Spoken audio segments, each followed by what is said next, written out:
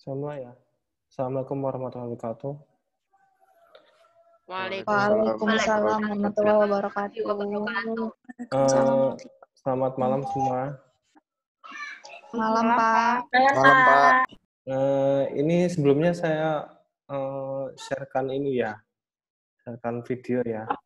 Udah ditonton belum? Videonya? Belum. Coba ditonton Belum, ya. Pak. Ditonton ya. Saya kasih tugas nanti. Ya. Hello and welcome back again to MBAbullshit.com. So the topic for this video is decision tree analysis, and this is the basic video on this topic. Alright, so remember you can always go back to MBAbullshit.com. So this video completely explains the very basic decision tree concept. After this, you'll be ready for my next video on decision tree exam training to help you pass or get high grades. Alright, so let's start with a story. Let's say you can choose between two business projects, either a candy shop or a lemonade stand. Alright? And let's say that the candy shop can earn up to $100, and the lemonade stand can earn up to $90. Which one should you do? Of course, the answer is quite easy and obvious. You should choose the candy shop in this simple situation. The what if, okay, but what if, let's make the story, take the story a step further. What if the candy shop had a 50% chance of success and also had a 50% chance of failure? And if your candy shop is a success, you would earn $100. If it was a failure, you would lose $30. See, that's a negative sign there, a negative 30. On the other hand, if you have a lemonade stand, you also have a 50% chance of success and a 50% chance of failure. If it's a success, you would probably earn $90. If it's a failure, you would probably lose $10. Which one do you choose now? Okay, so now it's not so simple. Actually, it is very simple. You would use a simple formula like this. Okay? And it would look like this. 50% times $100 plus 50% multiplied by negative 30, and we would get a figure here which we call an expected value. Now I'm going to explain that a little bit more in a while, so just be patient. Where did we get this 50% over here? It's the same as the 50% over here. Where did we get the $100 over here? It's the same as the $100 over here. Plus 50% over here corresponds to the 50% over here, chance of failure, multiplied by negative 30, or loss of 30. Where did we get that? It corresponds to the negative $30 over here. And now we come up with this $35. And then we do the same thing for the lemonade stand.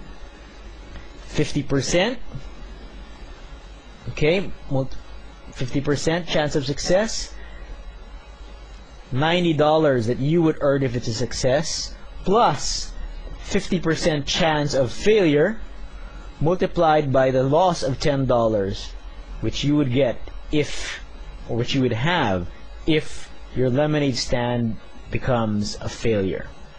Okay, and we end up with this formula over here and this figure over here. 50% times 90 plus 50% multiplied by negative 10 equals $40. So now which one would you choose? Obviously, would you choose the $35 or would you choose the $40? Obviously, you would choose the $40. And this $40 is what we call the expected value of the lemonade project. And the expected value of the candy project is $35. And since we're choosing a business, we choose the bigger one, the one with a bigger expected value. Now, I promised you I'd speak more on expected value. What do we mean by this? All right? Well, does this mean that if you do the lemonade project, you will earn $40? Okay, $40 over here. Does this mean you will earn $40? No. Okay? It means that if you did identical lemonade projects very many times in exactly the same situation as you have here, okay? If you did it very many times in exactly the same situation, then your average earnings will probably be $40 per time on the average. On the average. So it does not mean you'll earn $40 each time, and it certainly does not mean you will earn $40 this time. It just means your average earnings would be $40 if in some strange world you had the chance to replicate or duplicate exactly the same situation many, many times. Okay? So make sure that that's what you mean by, you understand that that's what we mean by expected value. It is different from everyday street language. If we say, oh, I expect my friend to give me $5 today, that means he probably will give you exactly $5. But in MBA bullshit language, when we say expected value, it means what I just explained right now. Your average earnings in a certain situation, if you could replicate that same situation very many times. All right, so that's how simple it is. Okay, now you're ready for my next video. So this video we watched right now was just a very simple example, not enough to pass an exam or to... Itu ya untuk decision tree. Untuk jelasnya ini ada presentasi saya tapi bahasa Inggris ya. Di analisis pohon keputusan ya, kalau bahasa Inggris namanya decision tree analysis. Jadi decision tree ini is a decision support tool, jadi alat membantu untuk mengambil keputusan ya. That use a tree-like graph or model of decision. Jadi berupa pohon ya. Bisa pohonnya itu di horizontal atau vertikal ya. Nah, there are possible consequences. Jadi ada konsekuensinya, including chance, event outcomes. Chance ini probabilitas ya. Resource cost and utility. Jadi ada biayanya tadi ya. Kemudian alat bantu. Jadi ada simbolnya nanti. Jadi ini tools sederhana untuk mengambil keputusan ya. Jadi kalau ada pilihan nanti gimana caranya. Kenapa decision tree? Decision tree ini sebenarnya simple dan mudah dipahami. Kemudian jadi ini kalau nomor 2, have value even with little hard data. Jadi dengan sedikit data itu bisa mengimplementasikan pohon keputusannya secara simple, akan tapi tahu intisari dari keputusan itu. Kemudian allow the addition of new possible scenarios. Jadi kalau misalkan ada skenario lagi nanti bisa ditambah lagi. Kalau di contohnya tadi ada dua kemungkinan, terus dipohonkan lagi, dicabangkan lagi, ada 2 kemungkinan lagi. Entah itu gagal, kemudian entah itu sukses itu. Kemudian help determine worst, best, and expected values for different scenarios. Nah, yang di video tadi ada terburuk, terbaik, kemudian ada EV-nya, expected values. Nanti kalian menghitung expected values-nya. Kemudian decision tree ini bisa dikombinasikan dengan tools yang lain ya, tools pengambilan keputusan yang lain. Jadi seperti ini ya, ada decision notes ya. Jadi bentuknya squares. Squares itu kotak ya. Kemudian chance nodes. Chance node ini nanti di sini ya. Typically represented by circles. Kotak ini. Sorry. Ini ya. Circles itu lingkaran. Kemudian end nodes typically represented by triangles. Berarti yang paling terakhir itu adalah segitiga. Segitiga ini. Itu. Decision node. Ini nanti chance nodes. Kemudian end nodes. Seperti ini. Ini kalau contohnya ini enggak ada ya. Harusnya ada di sini. Nah, ini ada 3 keputusan. Tadi kan contohnya di video 2 ya. Ada misalkan investasi saham, mutual funds itu reksadana, kemudian bonds itu obligasi. Siap probabilitas ini nanti ditentukan. Ditentukannya ini berdasarkan siapa? Kalau di mata kuliah ini berdasarkan ilmiah, misalkan soal atau berdasarkan saya. Akan tapi kalau misalkan di dunia kenyataan, probabilitas ini didapatkan dari ini ya, pakar ya.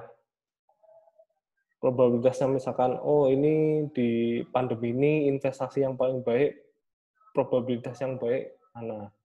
Misalkan antara emas sama saham. Masih banyak milih yang emas, karena banyak ini ya, main aman daripada saham. Gitu. Jadi kalau ini untuk mencari expected value-nya gimana? Kayak tadi 0,4 kali 70, 0,6 kali minus 13, itu untuk expected values untuk stocks. Kemudian mutual funds, sama kayak yang stocks, seperti ini dikalikan terus ditambah ya. Kemudian ini juga. Nah, khususnya ini ya, untuk bonds ini, karena payoffs-nya sama, itu jadikan satu. Karena nggak ada yang beda. Jadi nanti ujung-ujungnya nanti nilainya sama juga. Seperti itu. Kalau ada yang tanya ini ya, nanti, nah ini jadi 20. Ini ya, kemudian ini. Nah, pilih yang mana? Pilih yang besar, expected values-nya. Jadi expected values-nya yang besar mana? Halo? Expected values-nya yang besar mana? Yang growing, Pak. Yang stock. Nah, expected values ini yang ini ya. Ya. Jadi stocks ya, stocks. Jadi kemungkinan yang expected values ya, yang dari perhitungan yang besar adalah yang stocks ini ya. 20,2, 18,2 sama 20 ini ya. Bonds itu obligasi ya. Itu. Nah, ada satu ini ya. Nah, ini studi kasus. Bisa bayangin nggak? Seorang pemilik tanah menghadapi 2 alternatif keputusan, yaitu menyerahkan pengelolaan ladang minyaknya ke perusahaan energi atau mengeksplorasi sendiri. Keadaan yang mungkin terjadi adalah 1, terdapat gas minyak. Ini 2 ya, tidak ada gas minyak. Jika dikelola perusahaan lain, maka pemilik tanah akan memperoleh $60.000 dan akan ditambah sebanyak $600.000 lagi jika ditemukan gas minyak. Jadi tambah ya ini. Sedangkan jika dikelola sendiri oleh pemilik tanah, maka diperlukan investasi awal sebesar $100.000 yang akan hilang jika tidak ditemukan gas atau minyak. Tetapi jika ditemukan gas atau minyak, maka pemilik tanah akan memperoleh keuntungan bersih sebesar 2 juta. Bisa nggak membuat decision tree-nya? Halo? Bisa nggak? Ini studi kasus 1 ya.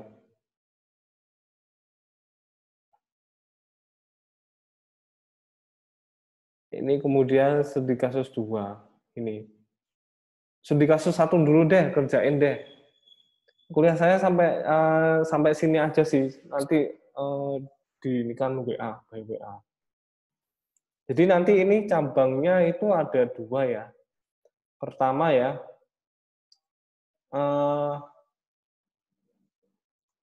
bentar. Ada yang nyerahin sendiri, maksudnya di-handle sendiri, dan satunya itu di-handle perusahaan. Seperti itu. Kemudian nanti dicabangkan lagi, ada minyak, kemudian tidak ada minyak. Paham nggak maksud saya? Paham, Pak. Paham, Pak. Seperti yang di video tadi ya, Pak?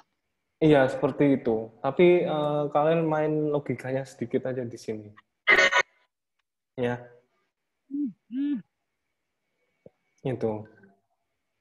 Nah, coba kerjain studi kasus 1 dulu deh.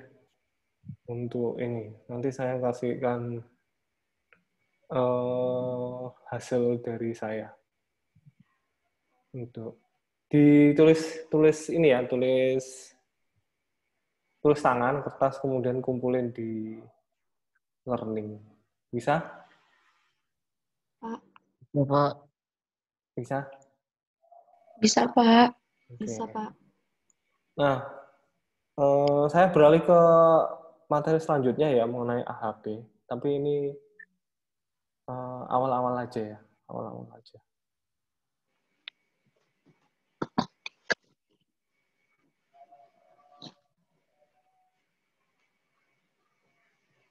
Nah.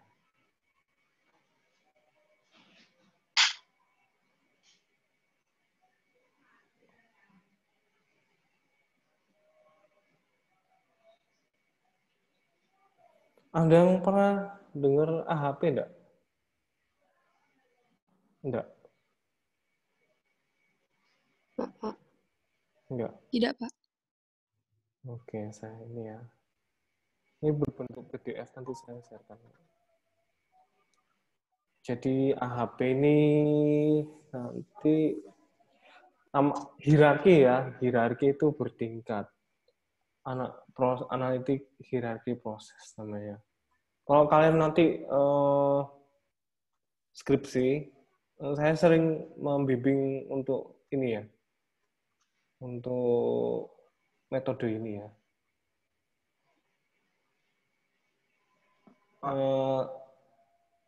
Lihat ini udah. Jadi AHP itu nanti ada goal-nya di puncaknya, kemudian kriteria, kemudian alternatif. Jadi setiap kriteria ini di alternatif, setiap alternatif itu mempunyai kriteria ini ya. Ini contohnya adalah membeli mobil. Misalkan membeli mobil ya, antara satu tipe ya, pasti ada cost-nya, ada harganya kan, mobil. Benar nggak? Iya, benar, Pak. Benar, Pak. Kemudian ada comfort, kenyamanannya, benar kan? Benar, Pak. Kemudian ada sisi safety, keselamatan. Nah, misalkan car 1 ya, kemudian car 2. Kalian pilih jangan ini aja. Agya sama Brio. Agya sama Brio. Kalian milih mana? Brio. Brio. Pak. Ada yang Agya? Agya. Nah, itu yang mungkin beda selera ya, tapi kalian bisa iniin sendiri. Jadi nanti ini tools juga selain decision tree, tapi ini bertingkat ya. Kemudian nanti untuk pengkodeannya ini ada SATI pairwise comparison scale. Jadi itu kalau mengkomparasikan, misalkan kalau Brio sama Agya ya, beda banget. Itu nanti tipikalnya nanti 9 ya. Beda banget ya. Jadi antara 1 sama 9 beda banget. Misalkan Agya 1, Brio-nya 9 seperti itu. Tapi kalau sama-sama kuat, berarti itu equally important, berarti itu 1. Jadi nggak ada bedanya antara Brio sama Agya itu. Misalnya, mohon maaf Pak, itu misalnya dalam fitur Pak ya? Contohnya Ya. fitur-fitur. Yang dibedakan nanti komparasikan nanti yang kriteria ini. Misalkan cost-nya kan paling yang tinggi kan mana? Brio ya? Brio. Iya, Pak, benar. Nah, ya. Brio, Pak. Iya. Kalau misalkan dari segi murah, mungkin yang Agya itu yang ini. Ya. Iya. Itu maksud saya. Jangkau. Kebetulan saya lagi nyusun proposal juga, Pak. Menggunakan metode AHP juga, Pak. Oh iya. Ya itu Iya. nanti PM ya, nanti private message nanti. Nah, kemudian ada comfort, kenyamanan beda kan, mungkin suspensinya ya, suspensi. Itu. Nah, nanti ini karena bahasa Inggris ya nanti. Nah, nanti mengkomparasikan dulu. Tahap pertama itu mengkomparasikan ininya. Ini saya secara umum ya, step-stepnya ya. Mengkomparasikan antara ininya, kriterianya.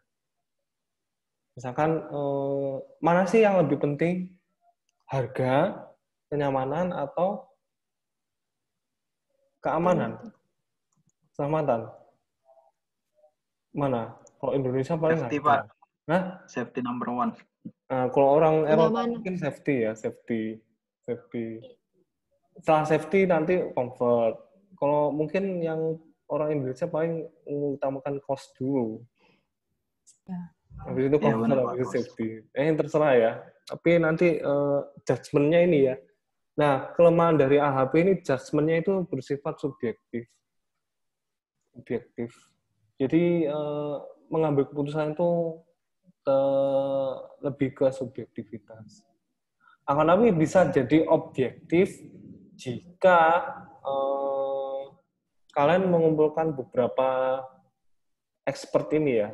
Nah, tipikalnya penilaian expert mengenai ini, atau juga bisa dari ini ya, dari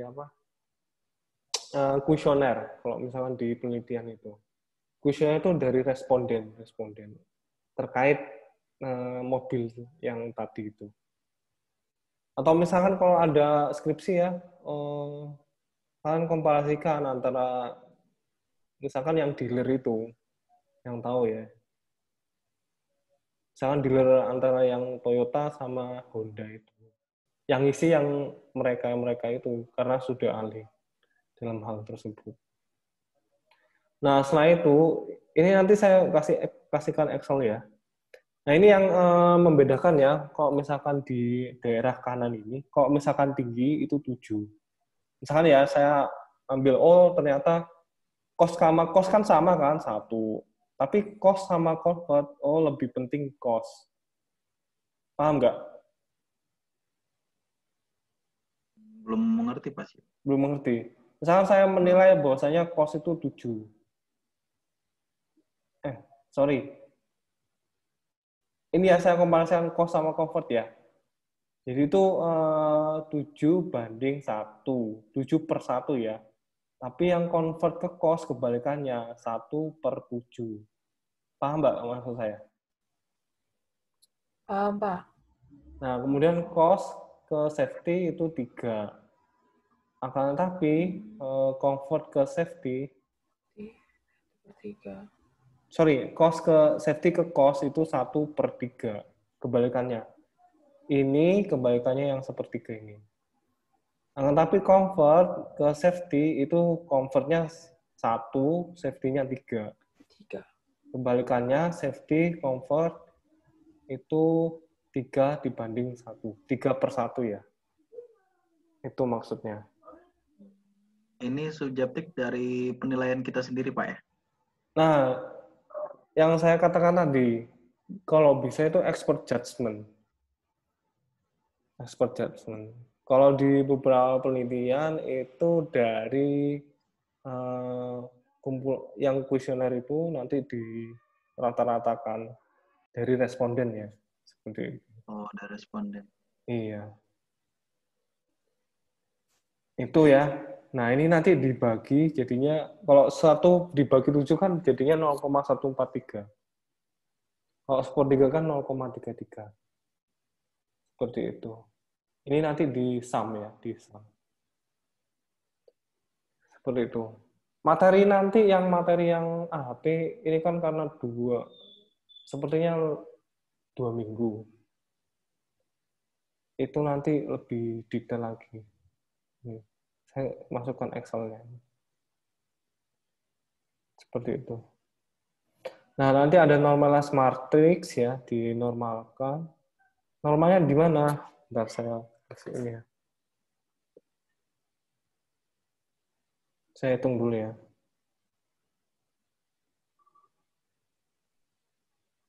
Nah, ini tuh normalized matrix itu dapatnya dari mana? 1 dibagi 1,476. 0,143 dibagi 1,476. Terus 0,33 dibagi 1,476. Paham nggak maksud saya? Saya lihat ini nggak? Lihat. Ini ya. Jadinya itu 0,677. Ini dibagi ya. Kemudian setelah normalized matrix nanti dilihat ya nanti. Oh nanti ada calculation row average. Jadi dikalkulasikan average-nya berapa. Kemudian nanti ada prioritas. Oh, ternyata yang prioritas ternyata cost. Sini. Setelah itu nanti menghitung konsistensinya. Ini agak mengawang ya. Yang tadi kan agak jelas ya di sini ya. Nah, ini nanti saya inikan Excel-nya. Setelah itu nanti konsistensinya sudah, nanti di sini konsisten rasio. Nah, nanti ke alternatif. Jadi ujung-ujungnya nanti seperti ini. Ini nanti ya. Itu. Sementara tugasnya decision tree dulu yang studi kasus 1. Itu ya. Bisa kerjakan sekarang nggak? Halo? Kerjakan sekarang ya? Paling jam 8:30 selesai. Bisa? Yang decision tree ya, Pak? Iya, yang studi kasus. Yang studi kasus tadi ya, Pak? Iya, studi kasus itu. Itu ya. Oke, Pak. Ya, oke, Pak. Baik, Pak. Oke ya. Bisa, Pak. Siap ya. Studi Oke, kasus nanti. 1 ya, Pak? Hah? Iya, Studi studi kasus kasus 1 ya? Itu ya. Oke. 8:30. Oke, terima kasih atas perhatiannya. Semoga ilmunya bermanfaat. Saya akhiri. Wassalamualaikum warahmatullahi wabarakatuh. Waalaikumsalam. Waalaikumsalam warahmatullahi wabarakatuh. Terima kasih, Pak. Warahmatullahi wabarakatuh. Siap, Pak.